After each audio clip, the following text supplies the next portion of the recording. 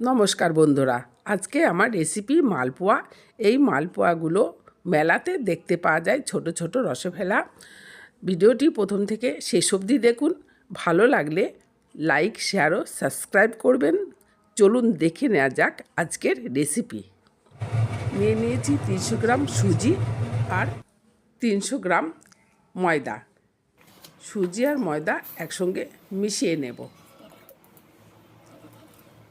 আর নিয়ে নেব 1/4 চা চামচ লবণ আর 2 চা চামচ চিনি। ভালো করে মিশিয়ে নেব।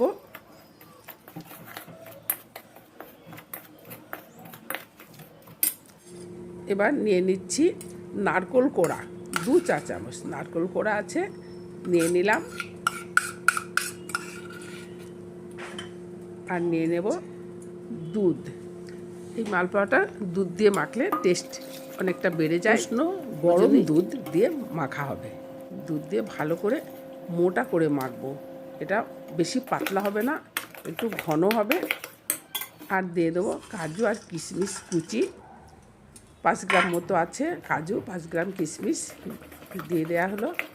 মিক্সারটা ভালো করে মিশিয়ে নিয়ে 10 মিনিটের জন্য ঢেকে রেখে দেব।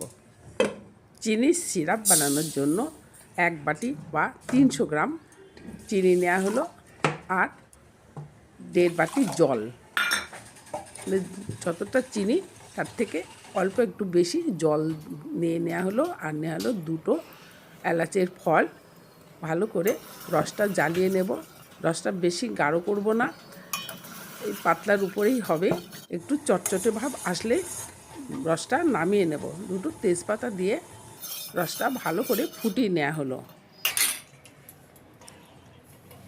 নামিয়ে নেওয়া হলো। গরম কড়াইয়ে 100 গ্রাম মতো সানফ্লাওয়ার অয়েল দেওয়া হলো। তেলটা ভালোভাবে গরম হয়েছে কিনা অল্প একটু ব্যাটার দিয়ে দেখে নেব। ব্যাটারটা ফুলে উঠলে জানতে হবে তেলটা হয়ে গেছে। এবার বড় স্পুন করে এখানে 1/2 স্পুন মতো ব্যাটারটা দিতে হবে। একসঙ্গে 3টে থেকে 4টে মালপোয়া বানানো যাবে। কিন্তু মালপোয়ার সাইজটা ছোট, তার জন্যে 2-3টে করে মালপোয়া দিয়ে বানিয়ে নেওয়া যাবে। এবার উপর থেকে একটু তেল ছড়িয়ে দেওয়া হলো। 5 মিনিট ধরে উল্টে পাল্টে মালপোয়াটা বানিয়ে নেব। মিডিয়াম ফ্লেমে এই মালপোয়াটা বানিয়ে নিতে হবে। আঁচটা জোর দিলে বা গ্যাসটা জোরে হলে মালপোয়াটা পুড়ে যেতে পারে। ওর জন্যে মিডিয়াম ফ্লেমে মালপোয়াটা বানিয়ে নেব। আর একটু জায়গা করে আরও 2 পিস মালপোয়া সাইড দিয়ে দেওয়া হলো। এইভাবে মালপোয়াগুলো বানিয়ে নেব। তেলটা বেশি হওয়ার জন্য 3-4টে করে বানিয়ে নেওয়া হচ্ছে। প্রথমে যে মালপোয়াগুলো দেওয়া হয়েছিল ওইগুলো হয়ে গেছে, লাল হয়ে গেছে।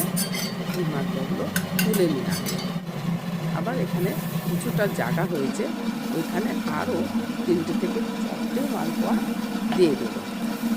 ভালোভাবে উল্টে পাল্টে মালপোয়াগুলো তুলে নিতে হবে। উপর থেকে তেল ছড়িয়ে দেওয়া হলো। উপর থেকে তেল ছড়িয়ে দিলে তাড়াতাড়ি ফুলে যায় মালপোয়াটা।